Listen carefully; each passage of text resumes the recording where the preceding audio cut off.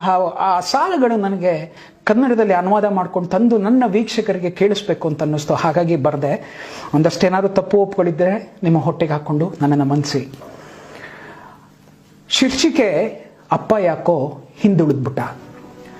ಅಲ್ಲಿ ಹೇಳ್ತಾರೆ, ಅಮ್ಮ 9 ತಿಂಗಳು ಹೊರ್ತಾಳೆ, ಅಪ್ಪ 25 ವರ್ಷ ಸಾಕ್ತಾರೆ.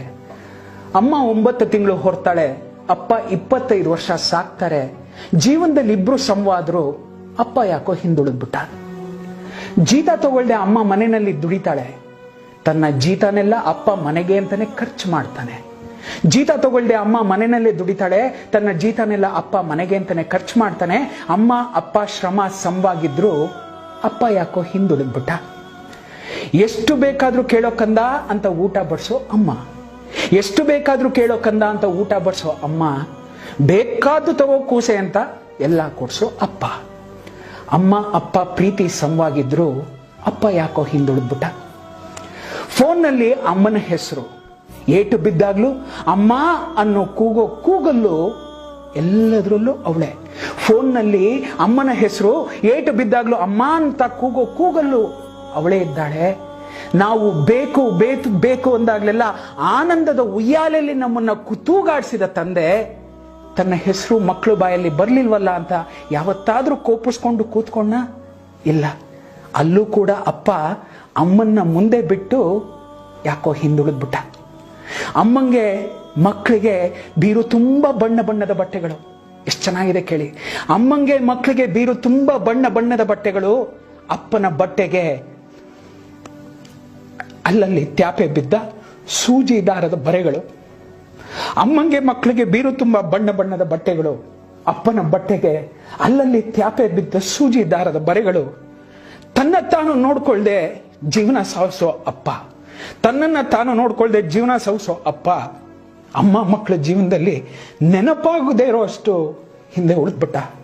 ಅಪ್ಪ ಯಾಕೋ ಹಿಂದೆ ಉಳಿದ್ಬಿಟ್ಟ. ಅಮ್ಮಂಗೆ ಅಷ್ಟಿಷ್ಟು ಬಂಗಾರದ ಒಡವೆಗಳು, ಅಮ್ಮಂಗೆ ಅಷ್ಟಿಷ್ಟು ಬಂಗಾರದ ಒಡವೆಗಳು, ಅಪ್ಪಂಗೆ ಮೈ ಮೇಲಿನ ಉಡದಾರನೇ ಆಭರಣ. ಅಮ್ಮಂಗೆ ಅಷ್ಟಿಷ್ಟು ಬಂಗಾರದ ಒಡವೆಗಳು, ಅಪ್ಪಂಗೆ ಮೈ ಮೇಲಿನ ಉಡದಾರನೇ ಆಭರಣ. ತನ್ನ ಕುಟುಂಬಕ್ಕೋಸ್ಕರ ಎಲ್ಲ ಮಾಡಿದ್ರು ಒಂದಷ್ಟು ಗುರ್ತಲ್ಲಿ ಉಳಿಯೋ ನೆನಪಲ್ಲಿ ಕೂಡ ಅಪ್ಪ ಯಾಕೋ ಹಿಂದೆ ಉಳಿದ್ಬಿಟ್ಟ. ಮಕ್ಕಳು ಸ್ಕೂಲು ಫೀಸು ಪುಸ್ತಕ ಅಂತೆಲ್ಲ ಇದೆ, ಈ ಹಬ್ಬಕ್ಕೆ ನನಗೆ ಬಟ್ಟೆ ಬೇಡ ರೀ ಅಂತಾಳೆ ಅಮ್ಮ. ಮಕ್ಕಳು ಸ್ಕೂಲು ಫೀಸು ಪುಸ್ತಕ ಅಂತೆಲ್ಲ ಇದೆ, ಈ ಹಬ್ಬಕ್ಕೆ ನನಗೆ ಸೀರೆ ಬೇಡ ಅಂತಾಳೆ ಅಮ್ಮ. ಹಬ್ಬದಲ್ಲಿ ಅಮ್ಮ ಅಪ್ಪ ಏನ್ ತಿಂತಾರೋ ನೋಡಲ್ಲ, ಹೊಟ್ಟೆ ಉಬ್ಬರ್ಸೋಷ್ಟು ತಿಂದು ಮೇಲೆ ಹೇಳ್ತವೆ ಮಕ್ಕಳು. ಅಮ್ಮ ಮಕ್ಕಳನ್ನ ಬಿಟ್ಟಿದ್ದನ್ನ ತಿಂತಾಳೆ, ಅಮ್ಮ ಮಕ್ಕಳು ಬಿಟ್ಟಿದ್ದನ್ನ ತಿಂತಾಳೆ. ಆದ್ರೆ ಅಪ್ಪ ಪಾತ್ರೆಯಲ್ಲಿ ಉಳ್ದ ಅಷ್ಟೋ ಇಷ್ಟಕ್ಕೋ ನೀರನ್ನ ಬೆರೆಸಿ ಕುಡ್ಕೋತಾನೆ. ಅಲ್ಲೂ ಅಪ್ಪ ಯಾಕೋ ಹಿಂದೆ ಉಳಿದ್ಬಿಟ್ಟ.